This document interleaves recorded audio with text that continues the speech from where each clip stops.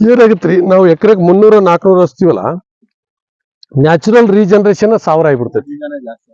ಹಾ ಬೆಸ್ಟ್ ಇದ್ದಿದ್ದು nature select ಮಾಡ್ಕೊಂತ ಇರ್ತತಿ ಏನ್ರಿ. ಹಿಂಗಾಗಿ ಇದು ಕಂಟಿನ್ಯೂಸ್ ಪ್ರೊಸೆಸ್. ಹಿಂಗಾಗಿ ನಾವ್ ಹೇಳ್ತಿರ್ತೀವಿ ಈ ಶ್ರೀಗಂಧ ಬೆಳೆ ಏನೈತಿ, ಶ್ರೀಗಂಧ ಬೆಳೆ ಏನೈತಲ್ಲ ಇದು ಒಂಥರ ಏನಪ್ಪಾ ಅಂತಂದ್ರೆ